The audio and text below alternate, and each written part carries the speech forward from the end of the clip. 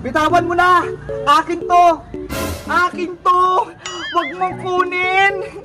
Akin na sabi! Pera ko yan eh! Itutubukit na kay Nanay Boyong!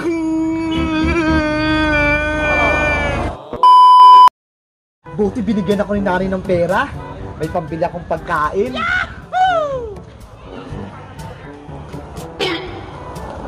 Ayun! Maraming paninda sa Aling Sonyang chichirya. Ano kayang bibiling ko sa 20 na natira sa bangko sa school? Aling Sonya, pabili po. Aling Sonya, pabili din po ako. Gaya-gaya ka naman, princess. Bibili ako eh. Bakit? Bawal ba akong bumili dito? Ako na nauna rito. Mamaya ka na. Oo, sama na yan, Princess Boyong. Si Boyong po kasi Aling Sonya, ayaw akong pagbilan sa tindahan.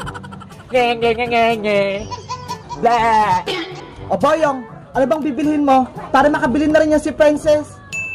Isa nga po nito Aling Sonya, Dewey Donut, tsaka plus na juice. O saglit lang, magantay ka dyan, kukunin ko. Masarap yung merienda ko. Bibili rin ako niyan. O eto na Boyong, 20 pesos lahat yan. Akin na bayad mo. Sige po Aling Sonya, kunin ko lang yung bayad ko.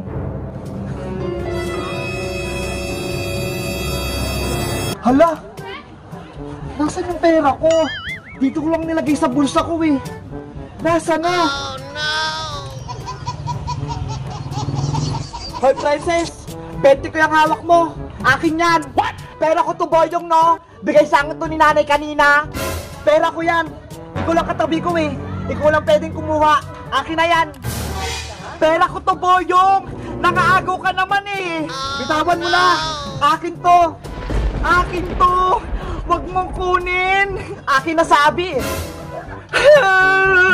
Pera ko yan eh! Itutubukit na kay Nanay Boyong! Princess! Ano yan? Bakit ka umiiyak? Si Boyong Bebang!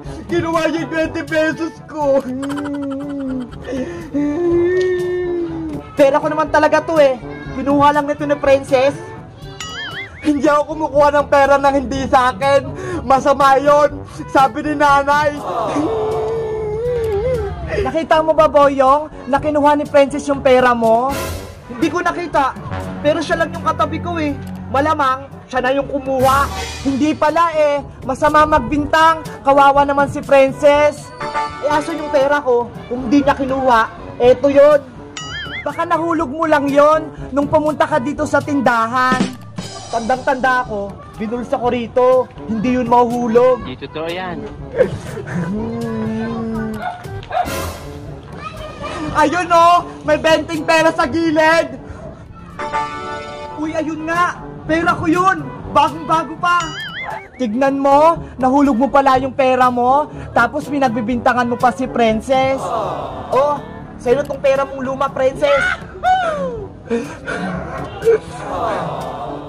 Sa susunod, Boyong, huwag ka magbibintang para walang gulo.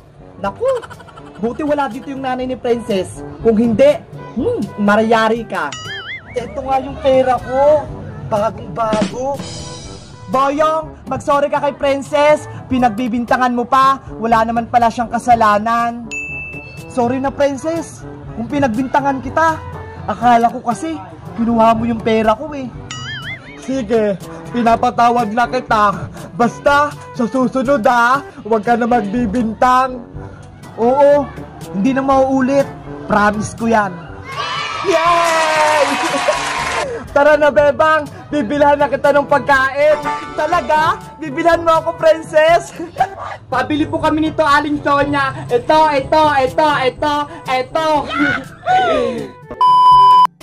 Hello guys! Magandang araw! Ako si Bebang. Si Boyong, nahulog niya yung 20 pesos niya sa kalsada. Munti ka nang mawala.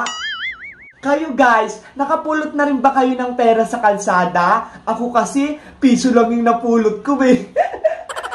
Kayo, magkano napulot nyo? Comment lang kayo. Bye-bye!